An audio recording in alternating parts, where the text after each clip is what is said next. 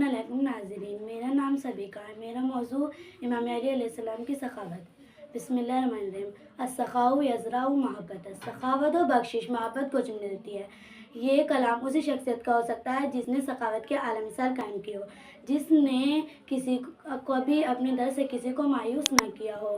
ایک مرتبہ کا واقعہ، امام علی علیہ السلام کے پاس سائل آتا، امام سے سوال کرتا۔ امام علی علیہ السلام اپنے غلام قمبر سے فرماتے ہیں، اسے ایک روٹی دے دو۔ قمبر فرماتے ہیں، مولا روٹیاں تو توشے دان میں ہیں۔ مولا فرماتے ہیں توشے دان ہی دے دو۔ قمبر فرماتے ہیں، مولا توشے دان تو بہت سے سامان کے اندر ہے۔ مولا فرماتے ہیں سامان بھی ساتھ دے دو۔ قمبر فرماتے ہیں، مولا سامان تو اونٹ پر بندھا ہے، اس وقت کیسے کھلے؟ مولا فرماتے ہیں اونٹ بھی دے دو۔ قمبر فرماتے ہیں، مولا اونٹ تو قطار میں ہے، اس وقت کیسے کھلے؟ مولا فرماتے ہیں قطار ہی عطا کر دو، جو ایک روٹی کے بدلے اونٹوں کی پوری قطار عطا کر دے، اس سخی کو علی علیہ السلام کہتے ہیں۔ ایک گھر میں کئی روز کے فاقے تھے۔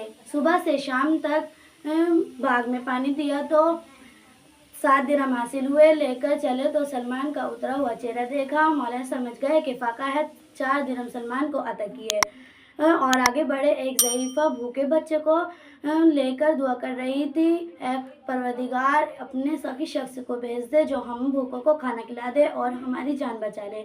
یہ سنتے ہی مولا علی علیہ السلام نے 3 درہم اس عورت کو عطا کیے اور خالی ہاتھ گھر واپس آنے لگے۔ یہ سخاوت کا وہ منظر ہے جو علی علیہ السلام اور اولاد علی علیہ السلام کے کہیں اور دیکھنے کو نہیں ملے گا۔